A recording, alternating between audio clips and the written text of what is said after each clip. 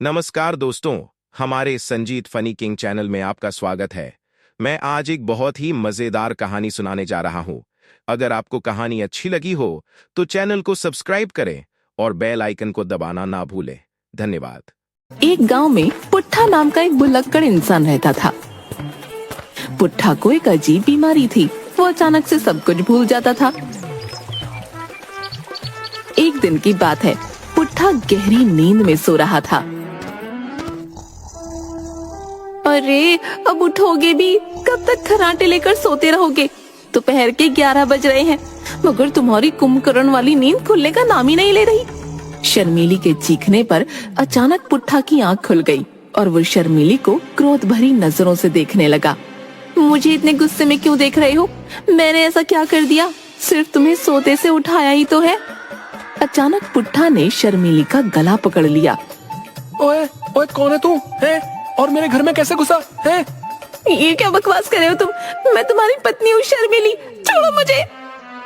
ओ याद आ गया, ओ तू वही बिरजू चोर है ना जो मुझे मूर्ख बनाकर भाग गया था। आज तो तेरी खैर नहीं। हाँ, आज मैं तेरी वो मार लगाऊंगा कि तू दोबारा चोरी करके मुझे मूर्ख बनाने की हिम्मत नहीं करेगा। हाँ, सत्यानाश जाए मेरा कि मैंने तुमसे 7 फेरे लेकर विवाह किया था। पता नहीं कौन सा मनहूस दिन था जब तुम्हें ये भूलने की बीमारी लगी थी। इतना कहकर शर्मीली ने पुट्ठा को धक्का दे दिया। आइंदा मेरा गला पकड़ने की कोशिश की ना तो मार मार के तुम्हारी हड्डी पसली एक कर दूंगी। ओए बिरजू, ओए तू लड़की की आवाज निकालकर मुझे मूर्ख नहीं बना सकता। हाँ, हे भगवान, अब क्या करूं मैं इसका? इतना कहकर शर्मीली ने एक जोरदार हाथ पुट्ठा के सिर पर मार दिया। सर पर हाथ पड़ते ही पुट्ठा अचानक से शर्मीली की ओर देखकर बोला, अरे शर्मीली, क्या हुआ? तुम मुझे गुस्से से क्यों देख रही हो? पता नहीं कौन सा मनहूस दिन था जब मैंने तुमसे शादी की। आज तो तुमने हद ही कर दी, मेरा गला पकड़ लिया। सच सच बताओ, तुम्हें ये भूलने की बीमारी कब लगी? तुम तो जानती हो शर्मीली, मैं जब 15 साल का था तब एक लड़की की जान बचाते समय कुछ गुंडों ने मेरे सर पर एक लोहे की रॉड से वार कर दिया था। शर्मीली, बंद करो अपनी ये घिसी पिटी बकवास। गलती मेरी थी, मुझे तुम्हें कब का तलाक दे देना चाहिए था। अरे शादी के 2 दिन बाद जब पिताजी मुझे लेने आए थे तब तुम ये भी भूल गए थे कि वो तुम्हारे ससुर हैं और तुमने उनके गाल पर एक जोरदार चांटा जड़ दिया था। उस दिन का दिन है, आज तक पिताजी यहाँ पर नहीं आए। मुझे तुम्हारे पिताजी पर उठाए गए हाथ का अफसोस है शर्मीली, लेकिन अब वो यहाँ पर क्यों आएंगे? वो तो कब का स्वर्ग सिधार गए ना। क्या बकवास कर रहे हो तुम? मेरे पिताजी कब स्वर्ग सिधार गए? वो तो जीवित हैं। क्या बात कर रही हो तुम? अभी परसों ही तो मैं उनकी अर्थी को कंधा देकर आया था। अरे मूर्ख इंसान, वो तो हमारे पड़ोस की ताई का देहांत हो गया था जो पूरे 110 साल की थी। अब अपना बेकार सा मुंह लेकर यहाँ से निकल जाओ, इससे पहले कि मैं अपना आपा खो बैठूं।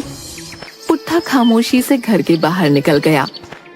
वो घर से बाहर निकला ही था कि तभी वो दोबारा सब कुछ भूल गया। वो अपने घर के दरवाजे को गौर से देखते हुए बोला, कितने मूर्ख लोग हैं? घर का दरवाजा खोलकर ही बाहर चले जाते हैं। अरे कोई चोर उचक्का घर में घुसकर चोरी करके ले जाएगा, फिर बाहर यही लोग बवाल काटेंगे कि चोरी हो गई, चोरी हो गई। इतना कहकर पुट्ठा अपने ही घर का दरवाजा खटखटाने लगा।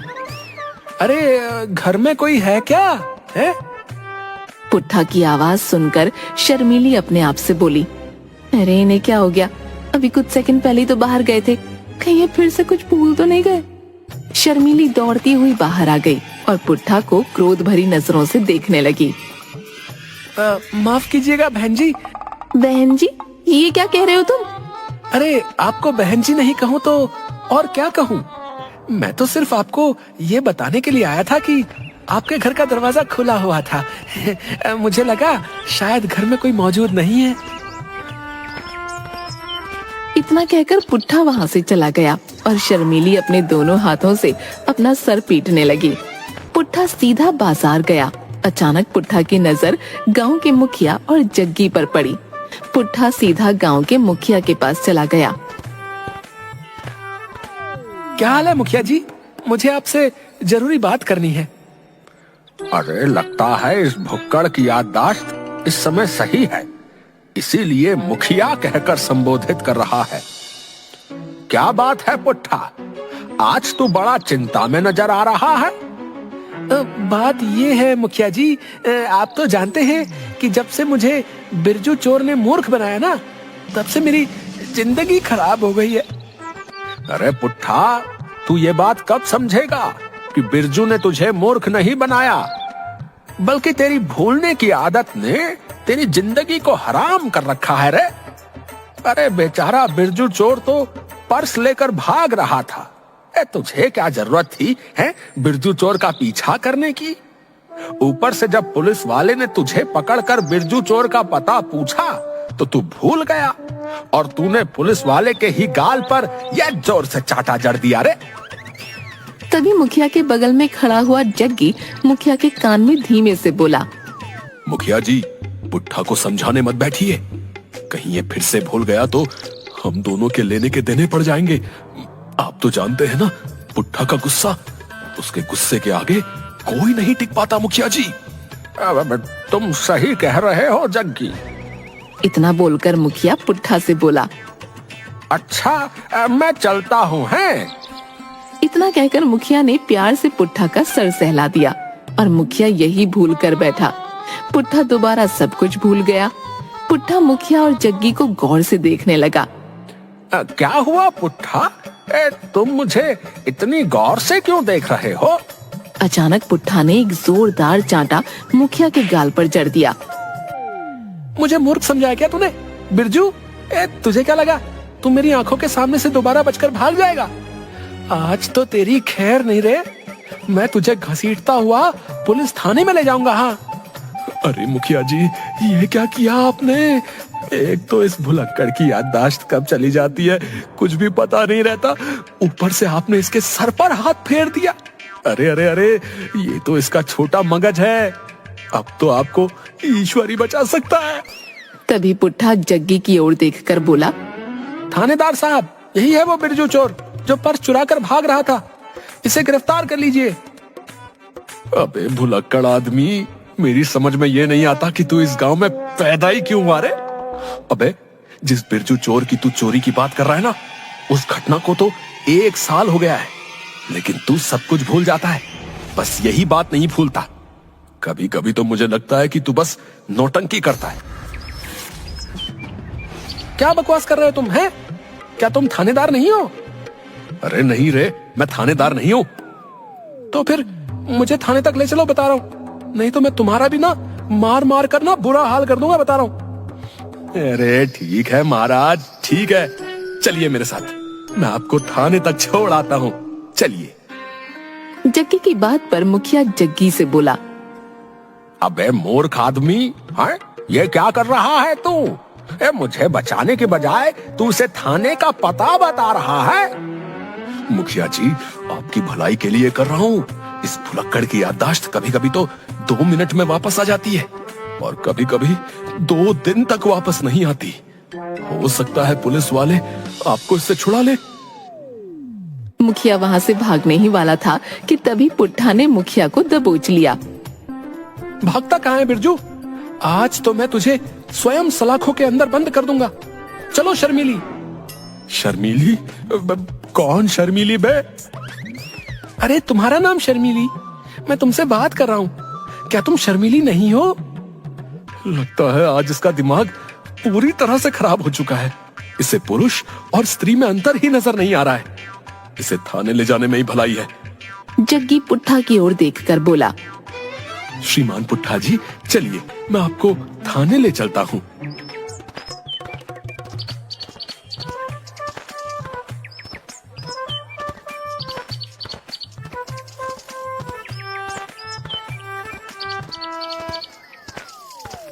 कुछ ही देर में पुट्ठा मुखिया को लेकर थाने के अंदर थानेदार के सामने खड़ा हुआ था। मुखिया को देखकर थानेदार कुर्सी से उठकर हाथ जोड़ता हुआ बोला, नमस्ते मुखिया जी, आपको यहाँ आने की क्या आवश्यकता थी? आप मुझे बता देते, मैं स्वयं आपके घर आ जाता। और आपको इसने पकड़ क्यों रखा है? अरे वो सब छोड़ो थानेदार साहब, अरे पहले मुझे इस भुलक्कड़ से बचाओ भाई। थानेदार क्रोधित होकर पुट्ठा की ओर देखते हुए बोला, अरे छोड़ दे मुखिया को। अरे तुमने मुखिया जी को क्यों पकड़ रखा है? थानेदार साहब, ये वही बिरजू है जो पर्स चुरा के भाग रहा था और मैं इसका पीछा कर रहा था और आपने मुझे पकड़ लिया था। मैं उस वक्त भूल गया था, अब मुझे सब कुछ याद आ गया। इसे गिरफ्तार करके जेल में डाल ही दीजिए। अरे तेरा दिमाग तो सही है। अरे तू मुझे कौन सा थानेदार समझ रहा है भाई? अरे थानेदार साहब, ये आपको पुराना वाला थानेदार समझ रहा है, जिनकी पोस्टिंग आपसे पहले थी। अरे मेरी समझ में नहीं आ रहा कि आखिर यहाँ सब कुछ क्या हो रहा है। आखिर ये क्या चल रहा है भाई मेरे थाने में? जग्गी, जो काफी देर से चुप था, एक ही सांस में उसने थानेदार को पुट्ठा के भूलने की आदत बता दी। अच्छा, तो ये बात है। अरे तो इसे किसी पागल खाने में भर्ती कराओ है? इस तरह की भूलने की बीमारी तो मैंने सिर्फ गजनी फिल्म में देखी थी। वास्तविकता में भी ऐसा ही होता है क्या? अरे कहीं इसके सर पर किसी ने रॉड वॉड तो नहीं मार दी थी? थानेदार साहब, पुट्ठा का भी यही कहना है कि जब ये 15 साल का था तब कुछ लड़के किसी लड़की को छेड़ रहे थे। इसने बचाने की कोशिश की तो एक लड़के ने इसके सर पर रॉड मार दी। तब से ऐसे ही भूलने की बीमारी हो गई है। क्या? अरे क्या तुम सच बोल रहे हो? इतना कहकर थानेदार पुट्ठा की ओर देखकर बोला, अरे मैं तुम्हें आखिरी चेतावनी देता हूँ, अरे मुखिया जी को छोड़ दे। मगर थानेदार की बात का पुट्ठा पर कोई असर नहीं पड़ा। थानेदार ने एक जोरदार चांटा पुट्ठा के सर पर दे मारा। चांटा पड़ते ही पुट्ठा की याददाश्त दोबारा वापस आ गई, मगर आधी अधूरी। शर्मिली, मुझे क्षमा कर दो, मैंने तुम्हारा गला पकड़ा। तुम तो जानती हो कि मुझे भूलने की बीमारी है और मैं स्वयं इस बीमारी से परेशान हूँ। अरे ये क्या बकवास कर रहे हो तुम? कौन शर्मिली? तुम ही तो मेरी शर्मिली हो, मेरी पत्नी। पुट्ठा की बात सुनकर थानेदार का खून और खौल उठा। वो तुरंत रिवॉल्वर निकालकर मुखिया की ओर देखते हुए बोला, अरे इसे यहाँ से ले जाओ मुखिया जी। अरे इससे पहले कि मैं अपनी पिस्तौल की सारी गोलियां जो हैं इसके सीने पे चला दूं, ले जाओ इसे यहाँ से। अरे अरे बाहर से मुझे 2 डिस्प्रिन की गोली ला कर दो भाई। अरे मेरा सर दर्द के मारे फटा जा रहा है। अरे अरे मेरी समझ में नहीं आता कि तुम इस गजनी को झेलते कैसे हो भाई। अरे अरे इसे किसी पागल खाने में भर्ती कराओ। अरे अरे वरना ये किसी दिन अपरिचित बन जाएगा भाई और सबका जीना आराम कर देगा। मुखिया पुट्ठा को लेकर उसके घर पहुंच गया। नमस्ते मुखिया जी, ये आपके साथ क्या कर रहे हैं? शर्मिली, अरे तुम्हारे पति ने सबसे पहले तो मुझे पीटा और मुझे पकड़कर थाने ले गया, और तो और इसने 2 मिनट में थानेदार का पूरी तरह से दिमाग खराब ही कर दिया। थानेदार ने तो क्रोधित होकर रिवॉल्वर भी निकाल ली थी भाई। वो तो अच्छा हुआ कि मैं इसे यहाँ पर ले आया। अरे तो यहाँ पर क्यों ले आए? थानेदार से बोल देते कि सारी की सारी गोलियां इनके ऊपर चला देते, तब जाकर मुझे खबर सुनाते कि तुम्हारे पति को थानेदार ने गोलियों से छलनी कर दिया। मुखिया जी, मैं सारे गांव में लड्डू बांटती। कैसी पत्नी हो तुम है? अरे तुम्हें शर्म आनी चाहिए भैया ऐसी बातें करते हुए।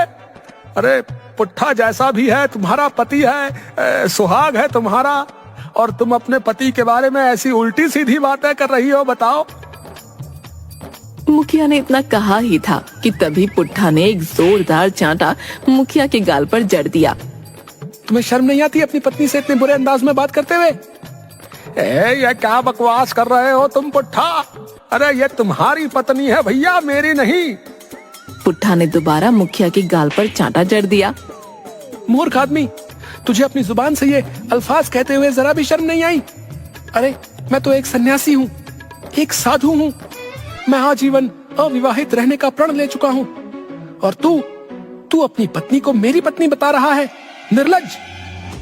पुट्ठा की बात सुनकर शर्मिली का गुस्सा 7वें आसमान पर पहुंच गया। हे भगवान, आज इन्हें क्या हो गया है? इससे पहले कभी इतना खतरनाक भूलने के दौरे तो कभी नहीं पड़े इन्हें। इतना कहकर शर्मीली ने पुट्ठा के सर पर कस के घूंसा मारा। घूंसा पड़ते ही पुट्ठा की याददाश्त वापस आ गई। शर्मीली, तुम मुझे इतना क्रोध से क्यों देख रही हो? अरे मुखिया जी आप। शर्मीली, क्या तुमने मुखिया जी को चाय पिलाई कि नहीं? ईश्वर का लाख लाख शुक्र है भैया कि तुम्हारी याददाश्त वापस आ गई भैया। तभी वहाँ पर पुट्ठा के चाचा हुकुम सिंह आ गए। हुकुम सिंह दूसरे गांव के सरपंच थे। कैसी हो बहू? आज बड़े सालों बाद मुझे अपने भतीजे की याद आ गई। सोचा कि इससे मिलने चला आऊं। अरे चाचा जी, अपने भतीजे को अपने साथ ही क्यों नहीं ले जाते? आज तो आपको मुझे बताना ही पड़ेगा कि इन्हें भूलने की बीमारी कैसे लगी। शर्मीली सही कह रही है। ये पुट्ठा हमेशा यही बताता है कि जब वो 15 बरस का था तब कुछ लड़के लड़कियों को छेड़ रहे थे और पुट्ठा उन्हें बचा रहा था, और एक लड़के ने जो है लोहे की रॉड जो है इसके सर पे दे मारी। तब से इसकी याददाश्त जो है अचानक से चली गई। लेकिन चाचा जी, पुट्ठा के सर पर तो चोट के निशान तक नहीं है, बताइए। मुखिया की बात सुनकर सरपंच जोर जोर से हंसते हुए बोला। अरे मुखिया जी, झूठ बोलता है ये। मेरा भतीजा जो है, बात असल में ये है कि जब ये 15 साल का था तब ये एक लड़की को पसंद करता था, मगर ये नहीं जानता था कि वो लड़की पहले से शादीशुदा थी और एक 5 वर्षीय पुत्री की मां भी थी। ये मूर्ख अपने प्यार का इजहार करने उस स्त्री के पास पहुंच गया। उस समय वो स्त्री अपनी बच्ची के लिए एक गुब्बारा खरीद रही थी। गुब्बारा। इसकी बात सुनते ही वो गुस्से से आग बबूला हो गई और उसने क्रोधित होकर वो गुब्बारा इसके सर पर मार दिया जोर से। तब से ये बेचारा ऐसे ही हो गया। और हाँ, आज 1 जनवरी है, सर्दी ज्यादा है। आज के दिन इसे भूलने के दौरे ज्यादा पड़ते हैं। आगे से ध्यान रखना बहू। 1 जनवरी को इसे घर पर बंद करके रखना। अच्छा, तो असली बात ये है, इनकी ये हालत किसी लोहे की रॉड ने नहीं बल्कि गुब्बारे ने की है, और जनाब इश्क फरमाने गए थे। अब शर्मीली, अब ज्यादा बातें मत करो। इसे जो है रस्सी से बांध दो, नहीं तो ये जो है फिर भूल जाएगा। और आगे से याद रखना भैया, 1 जनवरी को इसे बांध कर ही रखना है। अच्छा? नहीं शर्मीली, उसकी कोई आवश्यकता नहीं। मैं नींद की गोलियां लेकर आया हूं। दूध में इसे नींद की गोली खिला दो, सुबह तक ये ठीक हो जाएगा। सरपंच के कहने पर शर्मीली ने ऐसा ही किया और पुट्ठा गहरी नींद सो गया। सुबह सरपंच शर्मीली से बोला, बहू, जाकर पुट्ठा को उठाओ। मेरा विश्वास है कि वो अब तक सही हो चुका होगा। सरपंच के कहने पर शर्मीली पुट्ठा को जगाने लगी। अजी सुनते हो, सुबह हो चुकी है, उठना नहीं है क्या? शर्मीली की आवाज सुनकर पुट्ठा उठकर शर्मीली और सरपंच को गौर से देखने लगा। अजी ऐसे क्या देख रहे हो? कैसी हो नंदिनी? मैं तुम्हें कब से ये बोलने के लिए जो है तड़प रहा हूँ कि मैं जो है तुमसे ना सच्चा प्रेम करता हूँ नंदिनी। क्या बकवास कर रहे हो तुम? अरे लगता है ये उस नंदिनी की बात कर रहा है जिसने इसके सर पर गुब्बारा मारा था। पुट्ठा सरपंच की ओर देखकर बोला, तुम तो नंदिनी के पति हो, हैं? तुम्हारी वजह से नंदिनी ने मेरे सर पर गुब्बारा मारा था, याद आ गया मुझे। इतना कहकर पुट्ठा उठकर खड़ा हो गया और अपने चाचा पर मुक्कों की बौछार कर दी। शर्मीली ने पुट्ठा का हाथ पकड़ लिया। ये क्या कर रहे हैं आप? आपको शर्म नहीं आती अपने चाचा को मारते हुए? मुझे छोड़ दो मुखिया जी, ये नंदिनी का पति है, इसी की वजह से नंदिनी ने मेरे सर पर गुब्बारा मारा था। हाँ। अरे मैं मुखिया नहीं, तुम्हारी पत्नी हूँ। अरे अरे अरे अरे अरे अरे अरे इसे कुछ दिनों के लिए बांध दो बहू। अरे मैं जा रहा हूँ और अब कुछ साल बाद ही आऊंगा, तुम ही झेलो। सरपंच वहाँ से बोरिया बिस्तरा उठाकर भाग गया। और शर्मीली अपना सिर पकड़कर बैठ गई।